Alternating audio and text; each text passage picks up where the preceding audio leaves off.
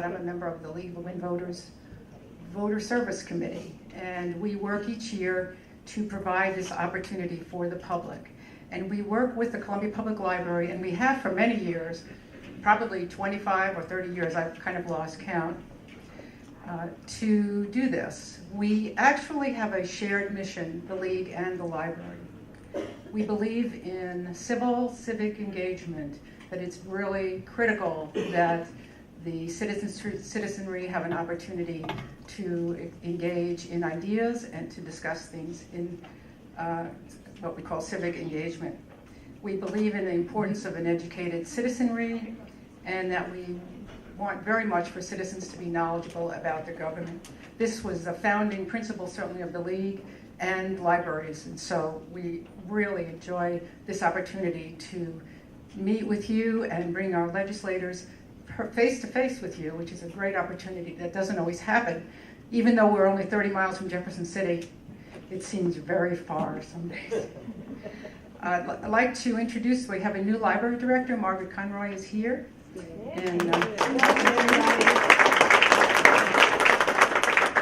And thanks to Lauren Williams for all of her work in arranging for the library. At this time, I'll turn the program over to David Lyle from KFRU. Thank you. We welcome our KFRU listening audience to our program tonight. And tonight we are having our legislative night with state representatives and perhaps the state senator. It's up to his schedule, and he's had another function to attend, but he may join us in a little while. We have Representatives Sheree Reich, Kip Kendrick, Martha Stevens, Chuck Basie, and Sarah Walsh in front of the audience here. You know that, you live members of the audience in the Friends Room at the Columbia Public Library, but for those listening on the radio, try to set the scene for you. We have a dais here with the 5 elected representatives and the space for Caleb Rowden if he's able to make it and stop by later, which even if he doesn't make it to this first hour, he may be able to make it to the final part of our evening, which I'll describe here in just a moment. Each legislator here is going to have an opportunity of 5 minutes to discuss their priorities and what they expect from the rest of this year's legislative session. So we'll have 5 presentations. We'll go in order from the closest to me, and that is, if you're wondering how is this order, it's because of the numbers of their district. So that's how they are placed here in front. We've gone by lowest number to highest number. After the 5 presentations, we're going to open the floor for questions from the audience. The microphone for the audience is right here. Please speak into that. We will have also, perhaps if we are slow to ask those questions, I have some questions. So if you don't want to hear me ask the questions, have your questions ready. We're going to plan on stopping right around 8 o'clock with the presentation here, and then after 8 o'clock from 8 to 8:30, we'll invite audience members to have an opportunity to meet individually with the legislators in an informal way, and it will be informal because after they are done here, they'll just kind of spread out through the room. I want to thank Sam Griffin, who has set up the audio equipment tonight. It's always good to work with Sam, and he's worked the audio to anybody who might want to listen in an overflow room. And then also Brian Wilson, who is in the back of the room, making sure that this broadcast does get carried on KFRU. Before I go any further, I want to say something that I think is worthwhile, and that is to acknowledge the service of all of our representatives. Also the time that it takes to do what they do, to run for the office, to put themselves out there, to go through an election process. It is something that many of us do not have the heart to do, and they have, and I appreciate what they do. Thanks for their dedication to serve in the public office and the sacrifices they make to carry out what we elect them to do, and also to be with us tonight. So before we go any further, let us applaud their efforts, please. Since we are going to be going through some presentations and then want to get to as many questions as we can, let's start with their 5-minute presentation. And Representative Sheree Tolson Reich, welcome and thank you for being here. Your opening remarks. Thank you, David. It's good to be here this evening. Thank you to the League of Women Voters for inviting us to this annual event. I'm very excited to be beginning my 2nd year of my 1st term, but it's like old hat to me. I've been in public service government work for 35 years now, so I tell people I started in kindergarten. I am so excited. I've got some really wonderful bills I've filed this year. They're moving through the committees, and I think they'll get across the finish line. 2 very important ones are jobs bills. I hope to get into more detail later tonight. One I'm working with Senator Rowden on for the city of Centralia in northern Boone County. And I'm also doing kind of a fun one. Do you know it's illegal in the state of Missouri to take a selfie in a voting booth or to take a picture of your ballot? So I filed a bill to make it legal. If you want to take a selfie at the voting booth, you now can and post it out on social media.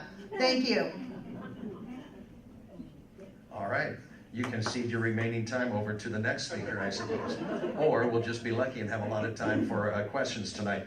Kip Kendrick, thank you for being here, and now your opening remarks. Yeah, thank you, David. And thanks to the League of Women Voters as well. It's always a great event. It's great to be here taking questions and being able to speak to you directly. I serve on Budget Committee, which takes up a tremendous amount of time. I serve as ranking member for Democrats on the Budget Committee. I serve on Pensions Committee, Higher Education, and then a few other appointments outside of the General Assembly as well. Few of my bills that are moving already this year that I'm proud of. I filed 3 bills related to higher education and student loan debt in particular. One of those bills was voted out of committee this week, was a state work-study program creating a program that would allow students to basically be in paid internships. It creates a wage subsidy that the state would provide to really get a foot in the door for college students work in nonprofit or for-profit agencies out of off campus and in careers where they would want to be placed once they graduate from college. I think it's a great opportunity for economic development and making sure that we can retain some of the best and brightest, give them an opportunity to prove themselves and get on-the-job training. Another one of my bills was heard in committee in higher education this week related to refinancing student loans. I believe the state can play and should play a role in refinancing student loans and helping drive down the interest rates. We can do that by lowering the risk and making sure that we are refinancing people who have graduated with an associate's degree or higher, and that really cuts down on the individual's likelihood of default or going into delinquency. So the idea would be to shift some of those borrowers, skim off the top, those safest borrowers from the federal government, refinance them to lower interest rates at the state level and save them money as they repay their loan. It really is the least we can do as we continue to see cuts to higher education. The least we can do is help them on the back end in repaying their loans. Another bill that I have moving will be voted out of Pensions Committee on Monday. It has is related to transparency and additional information being provided to people who are in public retirement pension programs. So it also changes delinquency levels. We need to be paying closer attention to state pensions and municipal pensions as well to make sure that we can keep a close eye on them and make sure they're staying healthy and that they're being properly funded. As I said, I serve on budget, and I think everybody knows in this room that there have been a lot of proposed cuts to higher education this year, about, depending on how you look at it, anywhere from $70 to $100 million, depending on whether you want to include the governor's withholds from this last year or not. That's coming on the heels of about $100 million, over $100 million in cuts out of FY18. That's a tremendous issue, not just for Columbia and Boone County, but also the entire state. And we'll talk about it. We're going to do all that we can to plug some of that money back in and create a least worst situation possible for higher education. But we will still likely see tens of millions of dollars in cuts to higher education again, second year in a row. And this is good economic times, folks. This is what scares me the most, is that we're at full employment, fairly robust economy, and we're having to make these cuts. And it's related to failed tax policy, pure and simple. Senate Bill 509 that was passed in 2014, overridden objection of the governor's veto, is really putting us in a horrible, horrible situation. This is a second year of a 5-year phase-in. In FY19, that's going to be $240 million out of general revenue. That represents 40% of all the general revenue that we expected to get this year out the door from 509. And that's just the second year, folks. It'll be $160 million next year if we hit the triggers. And if we don't hit the triggers, it's because we're in a recession, and that's even worse. $160 million a year after that, $160 million a year after that. Total about over over $700 million a year out of the budget that we're not realizing. This is a problem. There was no offsets to it. Kansas undid their tax cut because they saw how damaging it was. Missouri's in a situation with Hancock. We can't do that unless we put it before the voters. We're going to bleed this money out slowly. We're not going to be in a good position for a number of years. We're going to continue to see cuts to higher education and other important programs in years of good economic growth. That's scary, because the next downturn will be tremendously devastating to the state of Missouri. So on that high note, I think I'm done. Yes. Martha Stevens, thank you for being here, and we'd like to hear your opening remarks. Well, thank you, David, for hosting, and for all the folks that are out here today who are here to listen and ask questions and engage in our local democracy. So this is my second year. I was just elected last year. I'm on several committees, Agriculture Committee, House Consent Procedures, and Health and Mental Health. Those are the standing committees I serve on, in addition to some special committees. As far as priorities for me this year, I am working very hard on a bill that would extend healthcare coverage to new moms. Right now in Missouri, low-income moms are covered during pregnancy, which is great, and it's pretty generous. However, 60 days postpartum, they lose that healthcare coverage. And so we have new moms, low-income moms, who don't have access to go see a primary care doctor, mental health services, but also substance use disorder treatment. And I think that all of us know that we're not living in a vacuum, and that Missouri is also experiencing the opiate epidemic. In the past 10 years, we've seen a 538% increase in neonatal abstinence syndrome. So that's babies being born showing withdrawal symptoms. That's in 10 years in Missouri. That is a staggering number, 538% increase. So we know that we have new moms who are struggling with addiction, and oftentimes there's co-occurring conditions around mental health. So my bill would take that population and extend it, instead of just the 60 days, at least for 1 year. I would like it to be longer, but we're starting with 1 year given the budget situation and the conversations around that. Yesterday, it had a hearing. We had 2 hours of amazing testimony. It is, we had doctors and nurses and advocates and special interest groups and people, really social workers, like the boots on the ground that work with these moms across the state. So I am optimistic about it. We're going to try to talk to the departments about how we can possibly pay for this, because it is an expense. But I would emphasize that it is a true investment. When we invest in these families, we save money in other parts of our state, particularly the criminal justice system and the foster care system. So I'm really excited about that bill. That's House Bill 1468. Another bill that I'm working on is also around the opiate epidemic, and that is to decriminalize needle exchange programs. And so that's really a harm reduction policy to make sure that when people are using and struggling with addiction, that they are as safe and as healthy as they can be.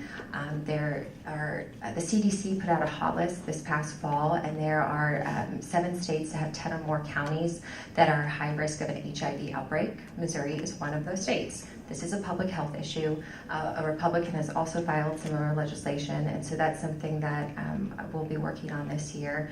And lastly, this is not a bill that I have personally sponsored, but I have co-sponsored very proudly, and that is the Missouri Non-Discrimination Act, or sometimes referred to as MONA, to add the LGBT community into our human rights statutes so they have protections when it comes to employment and housing and other accommodations. So those are just a couple of the bills that I'm working on, and that I'm very proud to support and work with multiple stakeholders to hopefully pass some of these things this year and lift up communities across the state. Thank you. All right, thank you. And now to Chuck Basie, welcome, and good to have you here. Your opening comments, please. Okay, thank you, David, and thanks to KFRU for broadcasting and the League of Women Voters for the invitation. It's great to be here. I'm Chuck Basie. I represent District 47. And I'm in the second half of my second term, and it is an honor to serve the state of Missouri as a state representative. And I'll just cover a couple things. That I'm on several committees this year. General laws. I'm on the elementary and secondary education committee. I'm on our special committee for Homeland Security, and just recently the speaker had the confidence to place me on 2 subcommittees. One is probably just going to meet once, and that is the subcommittee for the most 529 savings plan. And what that'll do is we need to align our state statutes to the new federal tax law that just passed, because that changed the savings plan to, it was originally just for higher education, and now it's been changed to K through 12 education as well, so it gives people to invest in those activities if they choose to do so. The other subcommittee that I was just put on as the same one that I had last year, the chairman of the Second Amendment Preservation Committee, a very important committee. We do have quite a bit of gun legislation, both pro and con to the Second Amendment. And I think we'll probably be having some hearings on that within the next couple of weeks. So a couple of my bills that I am trying to push through, making some progress on a few of these. House Bill 1366, very important to the Columbia area.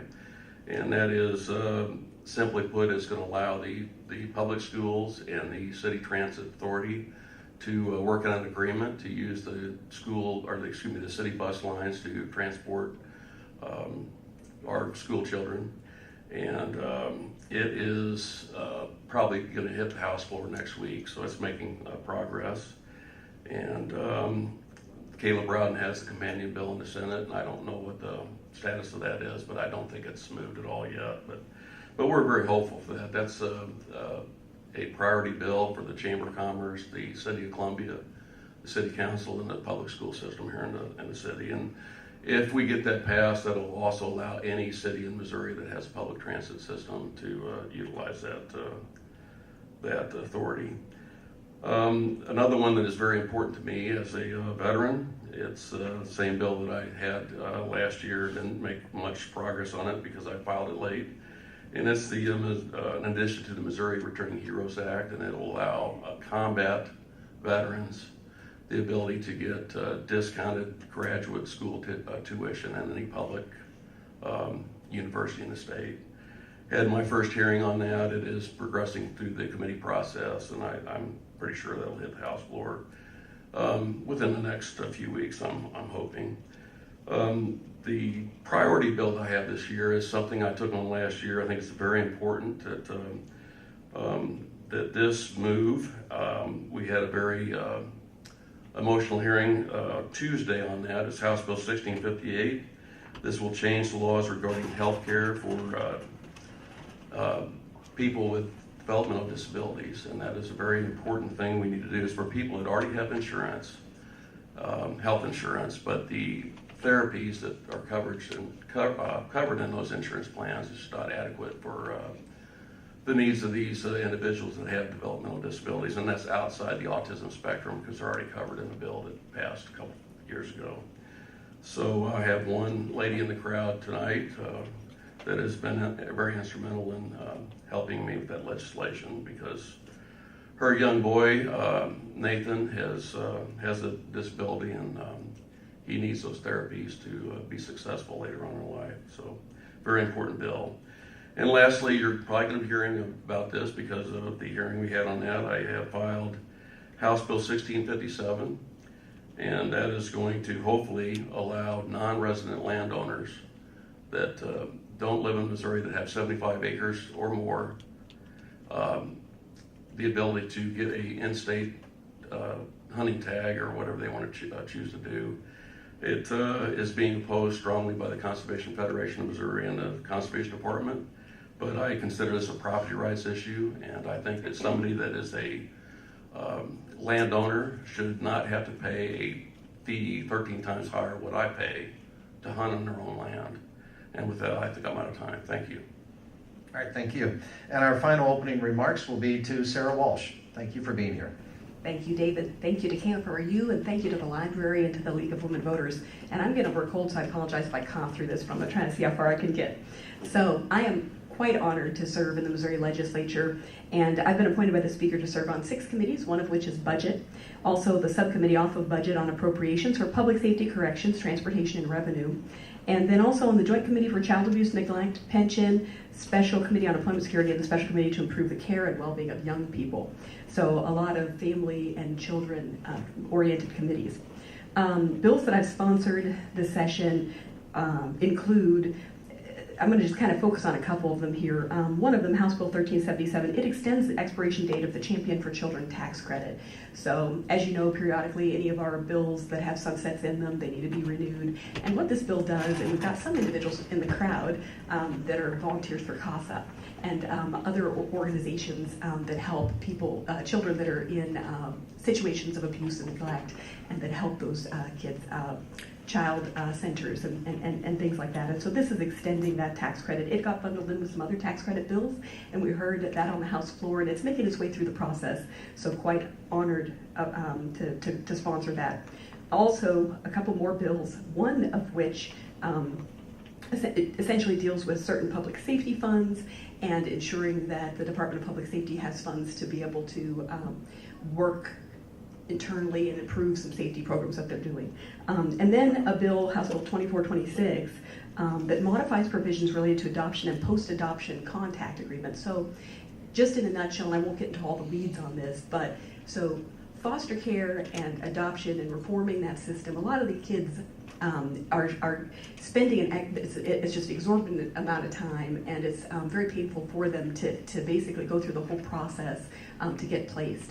And as the law currently stands, parents that are birth parents that are willing to essentially terminate their parental rights and that realize that adoption is the best option, it's either an all or nothing. And so under this legislation, which is carried by Senator Sater in the Senate, it's going to be able to allow these foster children to be able, for the parents to be able to work on this adoption, post-adoption contact agreement. So essentially it's going to lay out things like a couple photos a year that the birth parent can send. So it's some contact that the birth parent's going to be able to continue to have with that child. And so keep that contact, but at the same time support an adoption of the child to the foster parents. So it's going to really help streamline that process instead of it getting tied up in the courts because the parents support adoption, but they're just still struggling with making that final commitment. And so it's I just filed it today, and it'll be making its way through the process. And so I'll keep you posted on that. So I've also co-sponsored some bills, and being on budget, I'll just kind of tie back to that. That's just my priority committee. As you all know, budget is very, very important. It's going to be a tight budget year. I will speak to education. So I'm a graduate of the University of Missouri, and I am deeply, deeply proud of President Moon Choi and his leadership for the University of Missouri, as well as Chancellor Alexander Cartwright. I'm incredibly impressed with that. We can all talk about the controversy in the past, but it's time to move on.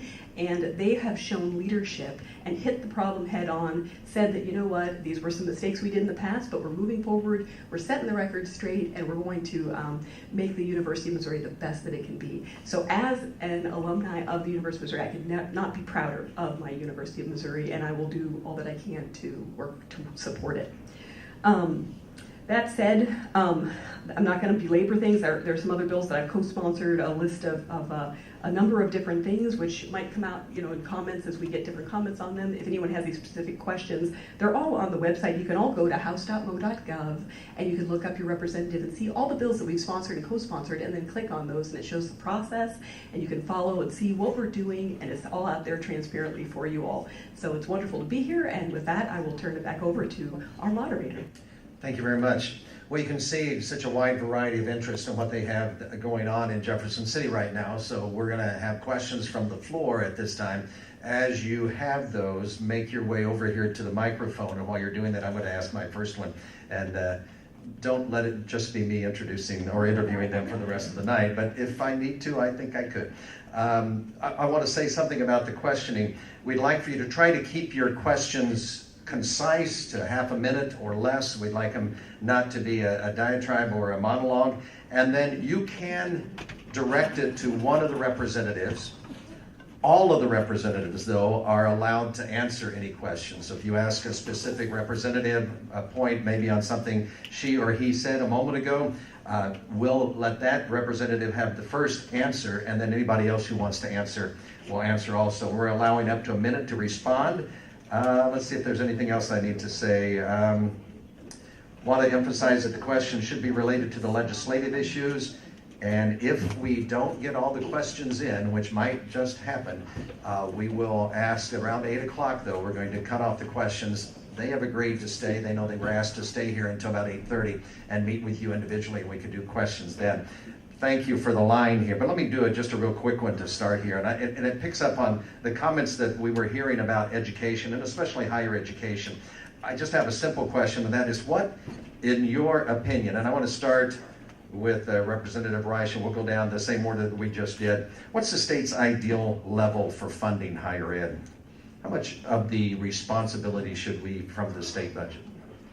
I don't know that I can put an exact number on it, but I can tell you the budget cuts that they went through last year and the governor has proposed for this year, the House and the Senate both are going to be pushing back on that. We're going to try to be restoring as much funding to higher ed as possible. What I like to also put in is two-year colleges like Moberly Area Community College and the State Technical School in Lynn. We need a more skilled workforce right now. Maybe a 4-year degree is not for everybody, but we need to help our young people to get careers, to get them out into the workforce. Okay, thank you. Representative Kendrick? Yeah, so I don't think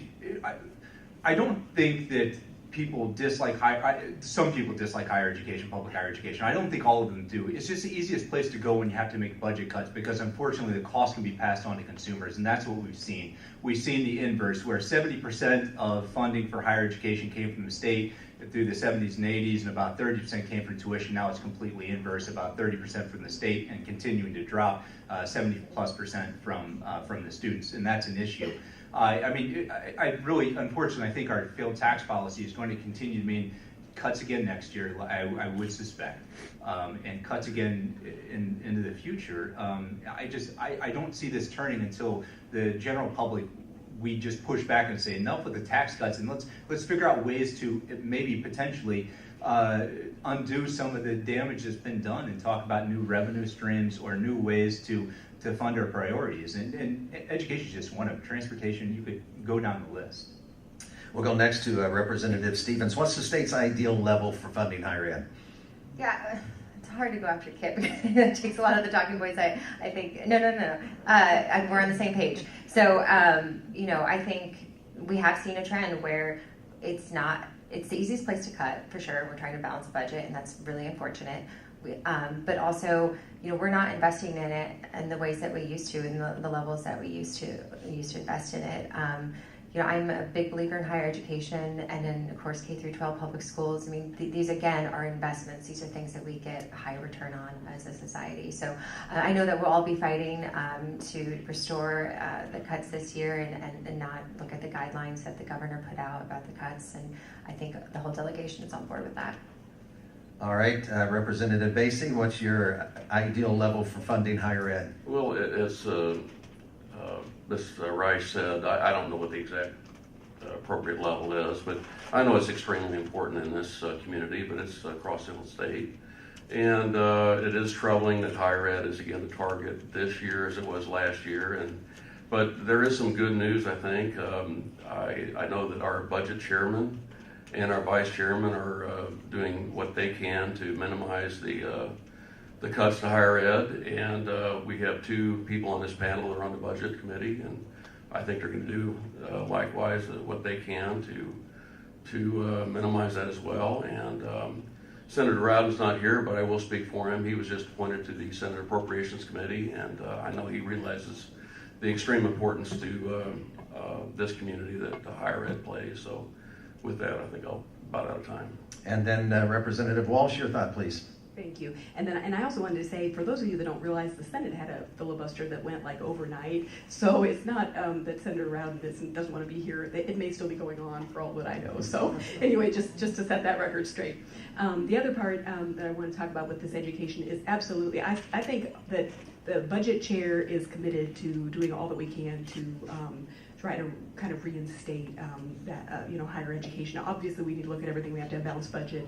We're going through the process. We're not to markup. We're not to actually where we look at those things. We're still hearing testimony from all the state agencies, and we're about halfway through, I believe. So we're working through the process. You have again 2 individuals from the Mid-Missouri area, Boone County area on the budget committee, myself and Representative Kip Kendrick, and so we will be working for education. I won't speak for him, I'm sorry. I will be, but he said he will too, so we're good. Just want to say again to the listeners to KFRU, we're broadcasting live from the Friends Room at the Columbia Public Library. This is the League of Women Voters Legislative Forum, so we have 5 state legislators whose districts touch upon Columbia and Boone County who are in front of a a decent-sized audience of about 80 or 90 people in the Fringe Room, and we're going to go to questions from audience members now. And again, we're asking that they make their question in half a minute or less, and you can target one of the representatives. If you don't, we're going to rotate who starts first. So if this is a general question, Representative Kendrick, be ready. You'll be first online here. All right, this is a general question.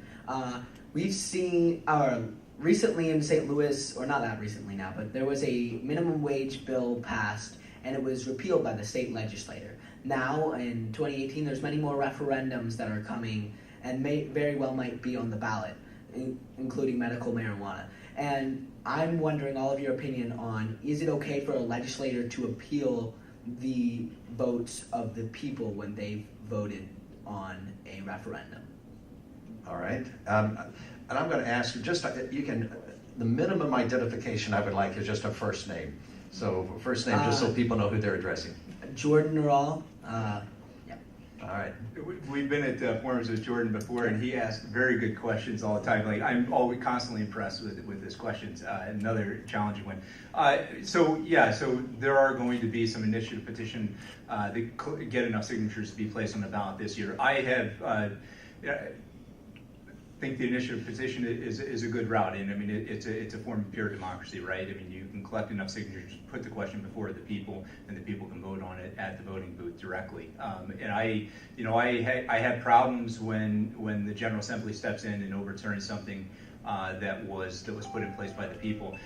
There could be certain situations where some of the language may be incorrect or have unintended consequences where it could do harm or potentially issues that need to be cleaned up as far as constitutionality. But in general terms, I have concerns, and I think that's part of the issue with the minimum wage. If we see that, I think that if and when it gets passed, and I think if it's on the ballot, I believe it does get passed, I think there is a concern.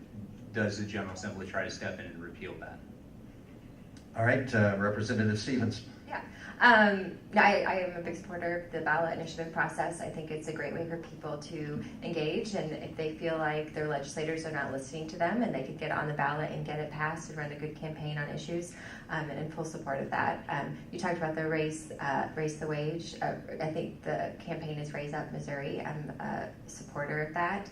I will tell you the last day of session, when we took away the local control of St. Louis, when they had passed the minimum wage and we came in, it was devastating. I'm just going to be honest. We were taking money directly out of the hands of those minimum wage workers. So I really encourage people to support Raise Up Missouri, and it is time to raise the wage in Missouri. Representative Basie. Well, thank you. It's a good question. I'll disagree with what was said. I think that every bill that's filed in the legislature stands on its own merits, and I think we took appropriate action. That it's shown across the country where they have forced a minimum wage hike, that it hurts the very people that they're trying to help. Most recently in Seattle, they did that, and it's proven that it's not working. So let the business climate control that, and I'm a small business guy, and I think that would be extremely harmful to force a small business to pay a certain wage. And I'm probably going to run out of time, but I'll just let it go at that. Sir, you mentioned medical marijuana, and on General Laws Committee, we heard that a bill filed by Representative Jim Neely, a medical doctor, and it was in a very, very emotional hearing, and we'll vote on that next Tuesday. Thank you. And Representative Walsh. So a couple of things about that. So the initiative petition process. So I think, essentially it's good because you can have the citizens directly, if they get enough votes, put it there. Secretary of State Jay Ashcraft testified in front of our budget committee the other day, and he held up a 45-page initiative petition, or 40, maybe it was 47, he corrected me. But anyway, it's 40-some pages, and so when individuals will stand, in front of a post office or something and collect signatures for that, I can tell you, because I've witnessed it, people sometimes, they'll just sign it just to get the person to leave them alone. And so sometimes they don't read all that. So sometimes there could be an issue with that. So that there might need to be some things reformed. The minimum wage issue, and I know that's an issue. There's lots of it's kind of controversial. Lots of people on different sides, but I mean, you'll see what happens with companies when they raise the minimum wage. It'll happen where they'll end up like McDonald's, where they'll put a kiosk there because in order to keep the dollar menu a dollar menu, they have to cut the cost somewhere, and so it usually ends up being a staff member, and it turns into a machine. So I think for us to keep more young people and having young people jobs, that we need to, again, I would not support that. Thanks. Representative Rice, you're last on this question. So I'll take them in reverse order.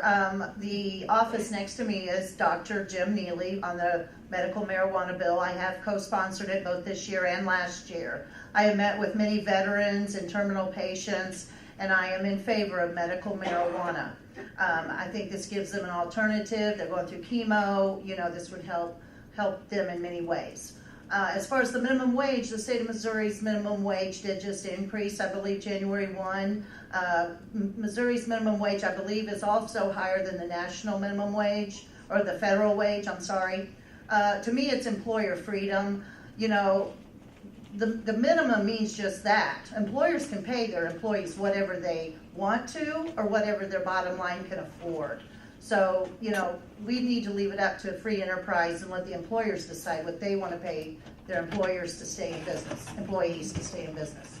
All right, thank you. Jordan, thank you. And a next questioner, again, you can target one of the representatives, and if you do not, it'll be Representative Stevens starting the answer on this one. Okay, hi, I'm Kate. Recently, and this is more of just a yes or no question, you can't expand if you want. There's been a lot of controversy over Governor Greitens using a secret messaging app for official business. I apologize to you, Chuck, but Representative Bassey just had a public argument on his Facebook page with a person here in our districts. And the argument is becoming that social media platforms are personal and not official business, but when people can be fired in our state by their employers for what they say on their social media, shouldn't we be holding our government officials to the same standard? Do you feel that your social media platforms are personal, or are they used for government business? All right, this is to everybody. So Representative Stevens, you're first on this one. Sure. No, I mean, this is in the age of social media and technology. These are things that should be discussed. I use my Facebook, to communicate with folks. I have my own page that is for, I talk about the bills I filed, what's going on in Jefferson City. Regarding what's going on, the Attorney General is doing an investigation on the use of Governor Greitens and his staff with the Confide app. That is an ongoing investigation. And so I'm glad that that's happening. I think that if there was any intent to hide any type of government business, that's an issue and that's a concern of transparency that should concern everyone in this room, regardless of your party. And Representative Bassey. Thank you, Kate. Good question. I'm going to decline to comment on the governor's situation, ongoing investigation and all. I think you might have mentioned something that I did on my social media. Is that correct? Yes. For people that don't know, I'm in the advocacy group, and someone sent me a link to it. That's the only reason I know about it. Yeah, I haven't deleted that, and I won't delete it. And I don't take back anything that I put on there. And that is it's my state representative page, but it is not. It's not using any state resources. Neither is my Twitter account or my personal Facebook page. And that individual has said some very unkind things about my family, as long as other people involved in that group. And I'm not going to tolerate it. And so I'm going to stand up for my family. And if they don't like it, that's too bad. Do you consider it to be a personal platform or a government platform? It is not a government platform. Representative Walsh. Well, again, with the governor's situation, that's under investigation, so I'm not going to speak to that either. So far as social media, I don't think the courts have decided that yet. I know, I was speaking with Missouri Ethics Association or Missouri Ethics Commission. You don't have to put the paid for byline on it for your campaign account. It's not really decided by the courts yet. So I think definitely all these things are good topics for us to talk about as we're in this new realm. The other thing I'll say, just to kind of put this out there, and I know another, I think Senator got a little bit of heat on this for putting this on their Facebook page recently, but I will say that, so I'm on 6 committees. So if you want to communicate with me, you're welcome, of course, to communicate through Facebook, but just know that when I'm in these budget committees and these different committees, I'm taking notes and I'm not looking at my phone. So if you need something immediately, please call my office or email my state email account, and then my legislative assistants have access to that, and so they can immediately help you. So again, there might be a delay if you try to contact me through social media, and it's not because I'm ignoring anyone, it's just because I'm busy doing my job. So thank you very much. Representative Reich? The Attorney General Josh Hawley is investigating the Confide app, so that's all I know about that. My personal Twitter and Facebook accounts are just that. They are not paid for with government money. It is not a public record. I friend people. And so, you know, if people who are not my friend want to make rude or hateful comments on my Facebook page, I have a clear and concise statement. They will be deleted. If you want to see my grandchildren, I will show you all their birthday parties and all the fun I have, and I'll talk to you for the next 3 hours about my lovely, wonderful grandchildren on Facebook. But it is my Facebook, and it is my Twitter. Because Twitter's not a friending, it's a open public Right, platform. but on Twitter now I do know people can be muted or blocked. So again, it's my Twitter. So I can put out there what I want. I do not allow hate speech or being bullied.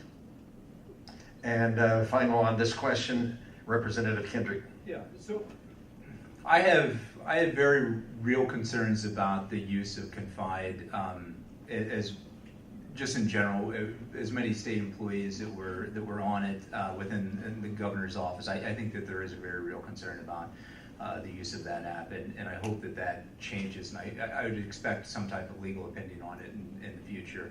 You know, philosophically, it's going to become an interesting issue. I would assume that the Supreme Court at some point takes up the issue of the President of the United States blocking people on Twitter, or just any elected official blocking people on Twitter. Is it a First Amendment violation? I expect them to rule on it at some point. I mean, for someone, especially with the president using such a platform to speak directly to the people, it does raise an interesting question. If he is blocking individuals, is that blocking their access to information? So I expect it to be answered at some point legally by the Supreme Court on the use of social media.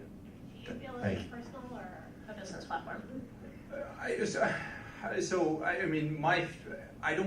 I don't necessarily see it as a government, just because again, government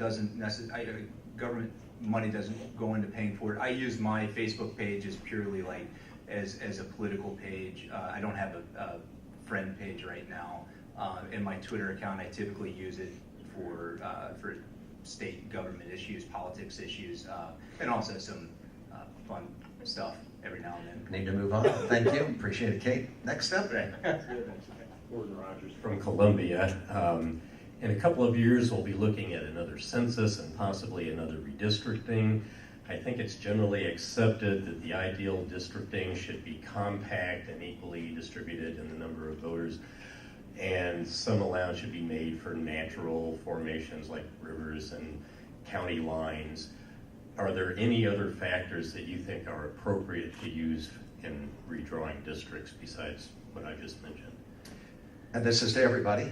You want everybody to respond? Yeah. Chuck Vasey, you're up first. Sir, could you say it one more time, please? I'm just real quick, the question. When it comes to redistricting, we're shooting for the most compact districts with an equal balance of voters in each district, and we make allowance for factors such as geological factors like rivers or factors like county lines.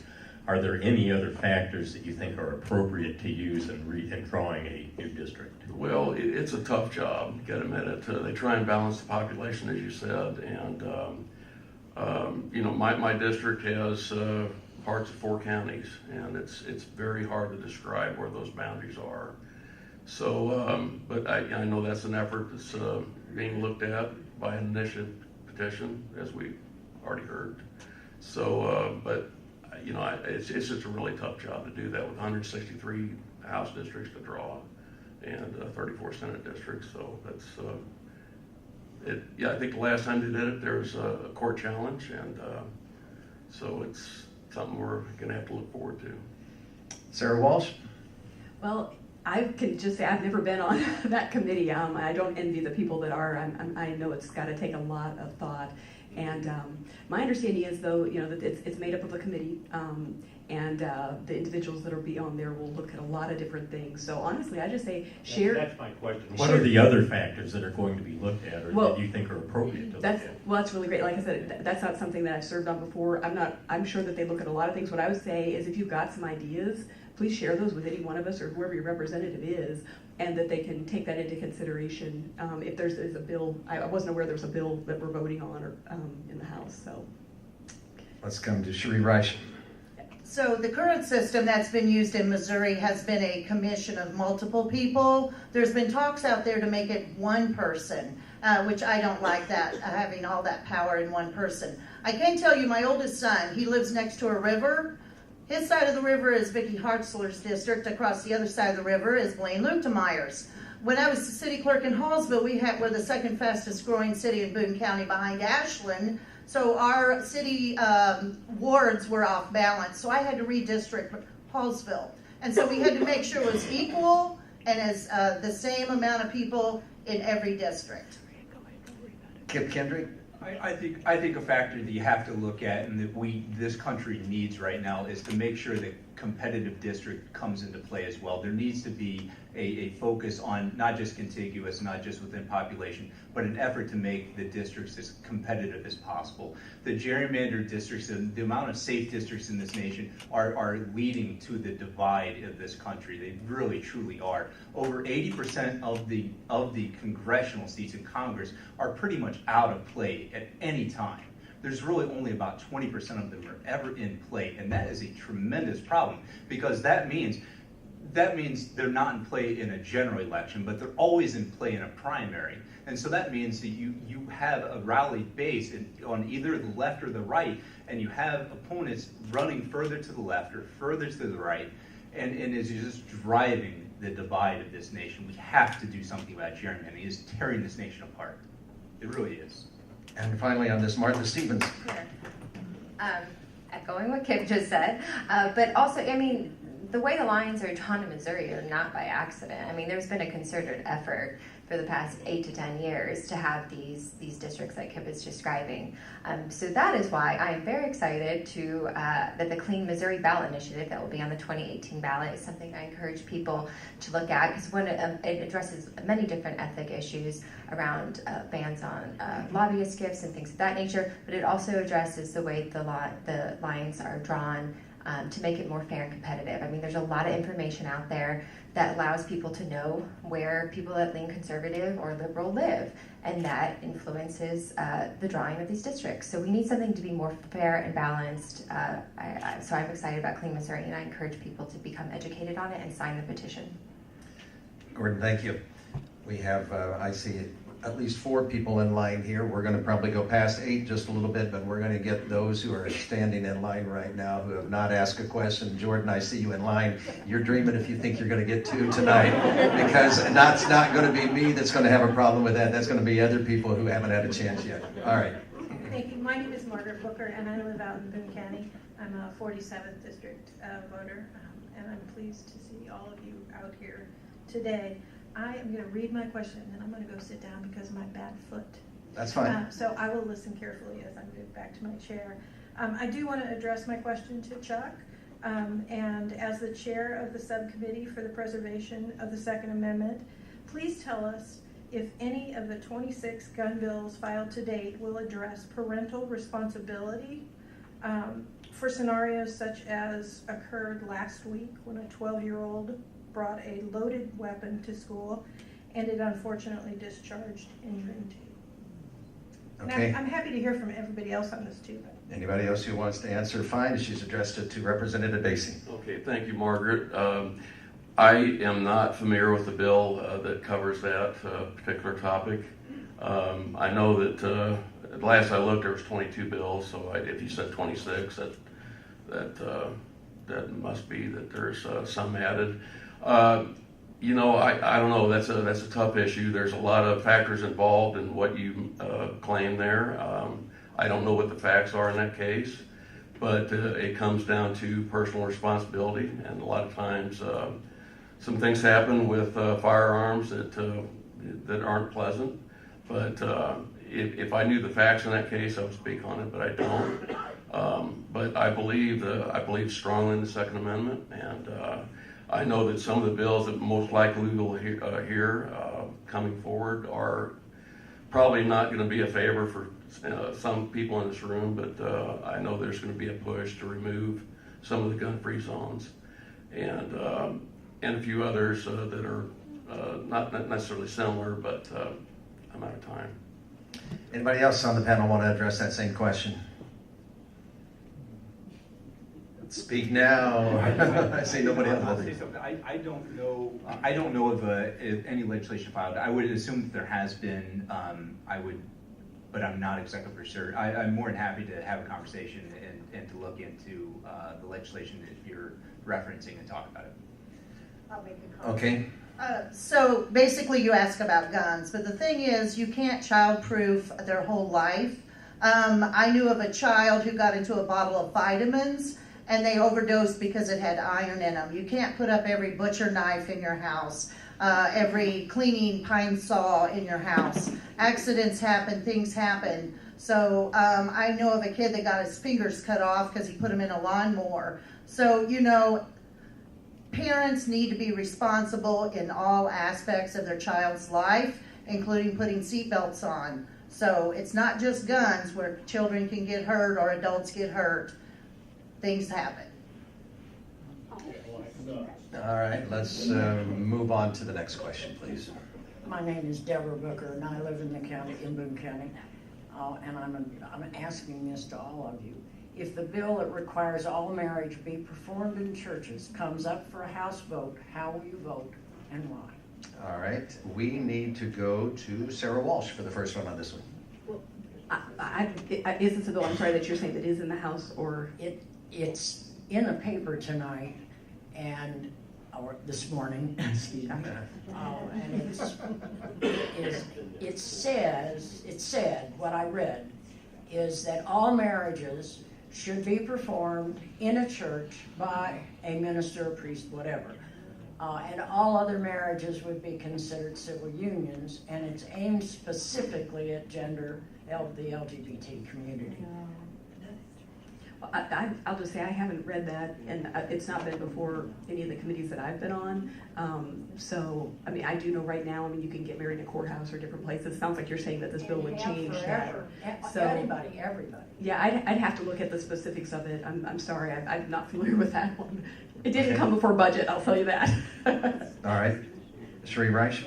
I don't foresee anything like that going through the state of Missouri, but I can tell you, what about all the people that do outdoor weddings? My oldest son had an outdoor wedding. When I was municipal court clerk in Hallsville, our judge performed municipal court weddings every month. So that just seems like it's going nowhere fast. Anybody else? Yeah, I would just say I'm very much in support of same-sex marriage, and no issues with it at all. I believe, I know what bill you're referencing, I know the bill sponsor, and the bill is poorly done. I don't know, it's horrible. I don't know that was his intention to make it as bad as what it is, but it's a bad bill. I really don't. I mean, I wasn't saying that. It's bad. And that was Kip Kendrick who was responding. Martha Stevens, you want to say something? I am not familiar with this bill, but it sounds like it's been poorly drafted. The fact that we're a pretty good chunk of time into session and it hasn't come up, I don't foresee it having any moment. Yeah, well, so the fact that though it hasn't, I don't even know it's been assigned to a committee, there's doubts that, that it won't go through, but of course, if there was any legislation that was trying to discriminate against same-sex marriages, I would never be in support. Chuck Basie, final word. Mrs. Booker, that's a great question. I don't know the bill. I've heard of it. I don't know who sponsored it, but as a person that has been married twice to the same woman, the first time in a courthouse, the second time in a church at our 25-year anniversary, I don't think I'd support that. but my wife might feel different, and because let me explain why. When we got married the first time, we sat outside with 3 other couples in the St. Charles County Courthouse, and we were waiting for the judge to come out to get us, and all of a sudden the doors opened and they escorted a chain gang out in front of us. And my wife started having second thoughts immediately. Thank you. Appreciate your question. Next in line, please. Good evening. My name is Pat Fowler, and I have a question about tax policy, but there's an assumption to my question first. So if our jobs collectively, yours as our representatives and ours as citizens, is to have a state in good repair, whether we're talking about our educational system or roads or whatever. So what does the new federal tax law change about increasing the standard deduction, which carries over to Missouri?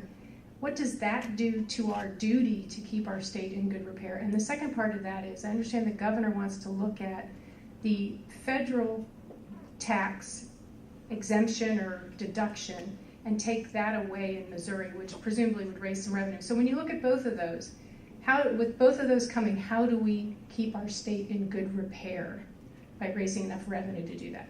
Sheree Reich, it's your turn to go first. Okay, so I think our budget chairman and the budget committee are looking on how this is going to affect the state of Missouri. I personally don't know how it's going to affect, but we've got so many different revenue sources and streams. For example, the transportation committee, try to fix our infrastructure. Do we need to put a fuel tax proposal? I do know a lot of people I know have been getting their recent paychecks, are getting more money in them. So the governor's proposal, I haven't seen it. I don't know what's in it or how, but it has to be revenue neutral, whatever proposal is out there. We cannot go in the hole. We need to make sure our revenue stream stays where it's at or better. Kip Kendrick. Yeah, so the consensus revenue estimate basically estimated the impact of the federal legislation to be $60 million on the state. I do think that that's low. I don't think that it's tremendously low with what they were looking at. And unfortunately, when Representative Basie talked about the changes to most 529 accounts earlier, that could be another $40 million hit on our state budget. It may take a little bit of time for all the accountants and for people to figure out that they can run it through the private education through that program, but they will take advantage of it at some point. And that was not considered into the consensus revenue estimate. So you could probably add at least another $20 million onto that 60, and then there's likely that was also underestimated as well. So I would think anywhere from $80 to $90 million out of our budget this year. We're not really factoring all of it in. So I'd expect that if general revenue, or if revenue coming in, say, lags, then we will likely see withholds in addition to cuts for FY19 to make up for that. And the governor's proposal that you mentioned, that was one of his tweaks that he makes to try to make it revenue neutral.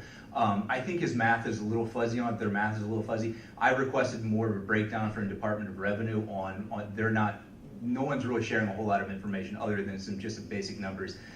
There's a lot of moving parts to his tax plan. I'm more than happy to take a look at it and give it the benefit of the doubt, to at least examine what's in it, because there are a decent amount of offsets. But I think that there could be some miscalculations in there on what the federal, especially the federal deduction, what that may mean. I think that they're too generous on what that new revenue stream. We're going to have to arrest him, aren't we? We're right to the stop sign.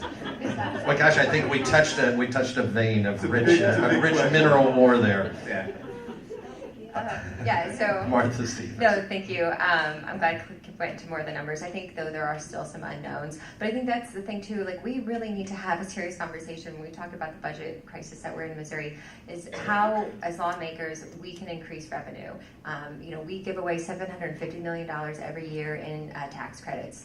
We need to have a real audit of that and see, when we are giving that money away, what are we getting back? Are we saving money? We have to have an audit of that. And there are other things that we can look at, raising the tobacco tax, gas tax, for our crumbling roads and bridges. I mean, that we need to have these serious conversations. There's some other things that we could save some money. Corporations get a discount when they file their income taxes early. There are things that we can definitely look at where we can bring that money and revenue, back into our state and to fund our priorities. Chuck Basie. Well, it's very complex, as was mentioned. in talking to some of my colleagues about the governor's plan, it's pretty bold, but I think it's going to be a tough sell, especially this year. So, and then one thing I was going to add, I was at an event up at Moberly about a month or so ago, and our new Department of Revenue Director, Joel Walters, was there, and he kind of indicated that what they've looked at so far, that the hit was pretty much in line with what Mr. Kendrick said about, I think he said 60 million.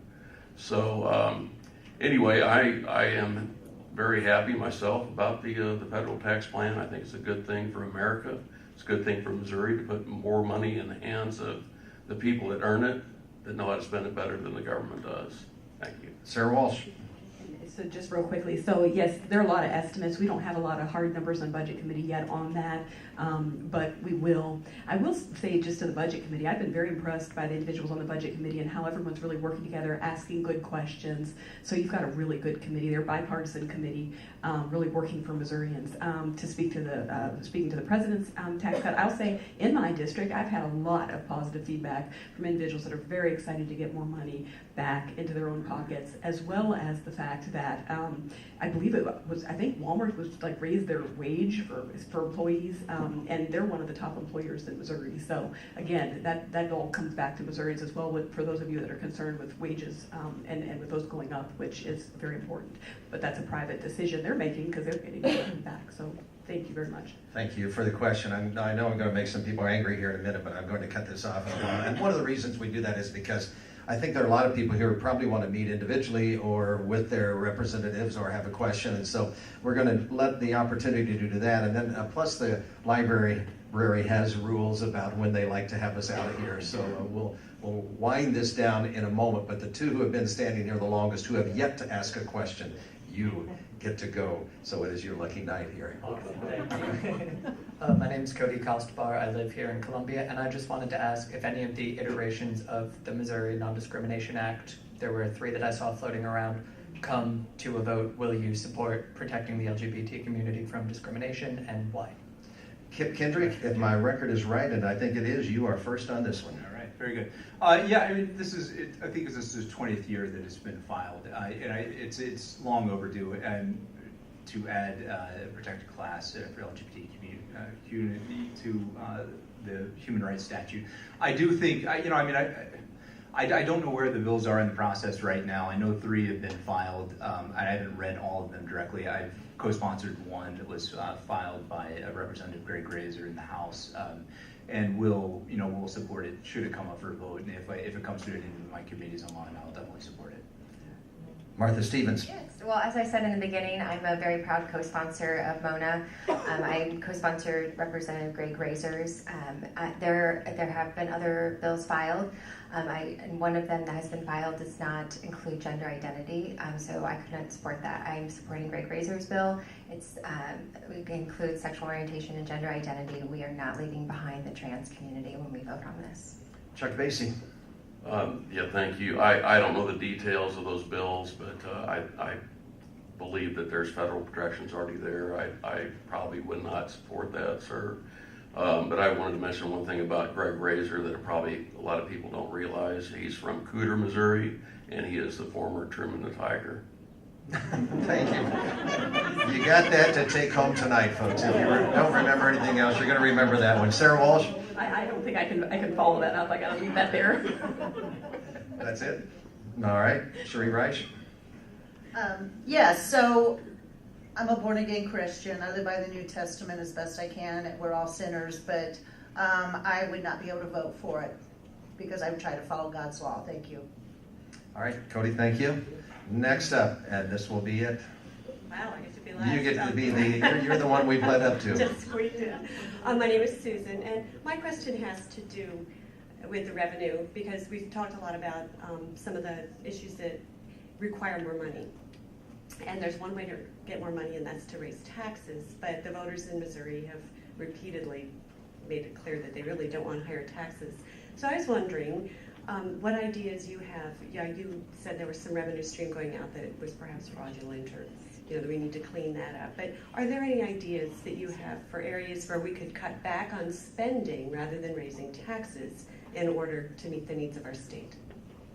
Okay, Martha Stevens, you're up. Yeah, I mean, this will require a much longer answer, so I'll try to be succinct. But I think, again, taking a serious look at the tax credits, the $150 million, the corporate tax, or the corporate benefit that they get when they file their income taxes, the online sales tax, we start taxing when you purchase something online, we don't do that.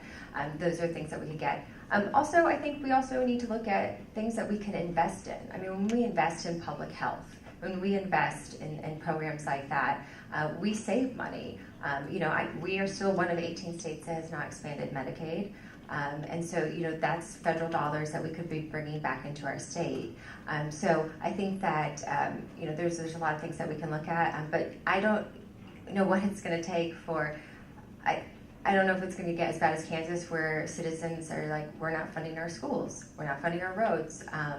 But I think that, there's a lot of work to be done, and I'm happy to have those conversations with folks. Chuck Basie. Well, thank you, Susan. A great question, and I think we've kind of talked about this a little bit. I think you hit it right on the head with what you said. There needs to be a spending control, and I think government in general has a problem with that. When you're spending other people's money, there's a lack of concern there often, and also you hit it right on the head. There's been many examples here recently where there has been tax proposals put on the ballot to raise taxes, and it has failed. Even in Boone County in August of 2014, the transportation tax failed. So, but it is a need, and I know that the internet sales are hurting what they call the brick and mortar stores. So I wish the federal government would do something on that. I think that would take be a step in the right direction. And then lastly, I want to compliment our timekeeper, doing a great job, but I still miss Liz Schmidt. Reference to those who may or may not know the reference, Liz Schmidt, who was a very important part of League of Women Voters and who's passed away. She was terrific also, wasn't she? Sarah Walsh. I think Budget Chair Fitzpatrick's doing a fabulous job. He's very savvy and looking at the numbers and finding good ways as we do go through these agency books. Other thing is, since I've worked for the state auditor's office in the past under Tom Schweig, I will say that many times state agencies, when there are findings that the state auditor's office has, the state agencies don't take those into consideration. They kind of sometimes will excuse those and things like that. So sometimes there's recommendations that are good. And so I think a better focus, or any ways I'd be supportive of, to put kind of some more teeth into the state auditor findings, so that way the state agencies can improve and we can do more with money, and again, doing more with less. And Cherie Reich. So I've always taken a jobs growth approach. We need to get more people with jobs or better paying jobs. We need to get people to be paying taxes. The government cannot be all and do all from birth to death. So what we need to do is get people to take more self-responsibility for themselves. Government is too big. As a former mayor, I rolled back property taxes 4 years straight. Government is too large and too wasteful. We need a smaller government, and people need to be more self-responsibility for their own families and for their own lives, not the government telling them what to do and how to do it all the time. Kip Kendry. I'm going to speak very quickly. I just want to paint a real quick picture for you. We're 47th in the nation in teacher pay, 44th in the nation in higher education funding, 50th in the nation in state worker pay, about 40th in the nation in K-12 spending, about 47th in the nation in MoDOT funding per road, miles of road we have. Public health, we're 50th in the nation. You can go on and on and on down that list. It's not necessarily a spending problem as much anymore. When we make cuts, we cut in the muscle in the state budget. We cut deep into muscle. We can't fund our priorities where they currently are. You could look at moving the triggers to 509. We have 3 years left to phase that in. We could move those triggers from $150 million in new GR growth. We could move those up to, let's say, $500 million in GR growth, and that would cut the next phase in. There's something called a timely filing discount that businesses get who file their taxes on time. It costs the state $180 million a year. Who in here gets a discount for filing their personal taxes on time? Yeah, I didn't think so. You could also look at doing the streamlined sales tax as well. At some point, we just have to have a conversation. 509 is going to bleed this state out. It really is. It is a tremendous problem. We need to have a conversation about just not growing government, but funding it appropriately, where we can where we can support our businesses, support infrastructure, and public education, the list goes on and on. Thank you. Thank you very much for the question. All right, I said that was going to be the last one. I know you're standing in line there, and I'm going to be very democratic here. Tell us the topic of what you wanted them to answer, and we will all either groan or cheer, and then we'll decide whether to let you go with that. The champion bill deals with Be brief now, or else I'll cut you off before the you get to it. penalty for killing dogs, police dogs. Yea or nay, folks? All right, we got Sarah Walsh, who's going to tackle this one for us. Thanks for that question. Sorry, my mic wasn't on for some reason. Thanks for that question. Yes, she's talking about House Bill 1649, Champ's Law. That bill was filed by Representative Robert Cornejo, and I co-sponsored that bill. How that originated was a Cass County police dog was stabbed in the neck, and it was only a misdemeanor that was published by up to 15 days in jail and a fine of $700. Under this proposed new law, the penalty could be considerably harsher, which would be up to 1 year in jail and a fine of $2,000. And if that attack kills or incapacitates the police dog, the person would be facing at least 3 and possibly 10 years behind bars. So I have a sheriff in my district, Tony Wheatley from Montauk County, and he wrote me a very passionate letter. They raised in one day $8,000 to bring a second canine in that district. They are cracking down on crime and drugs in Montauk County, and those dogs, the kids in the district love them. They're family, and so I love dogs. I adopted a dog from Second Chance Shelter, and I just think it's very important again for men and women in law enforcement, the bond that is between them and their dogs, and I support that. We'll end with that. I want to thank again the Columbia Public Library, the League of Women Voters, and also Sam Griffin and Brian Wilson. And to our audience on KFR, you've been listening to the Legislative Forum from the Friends Room in the Columbia Public Library. We'll resume regular programming.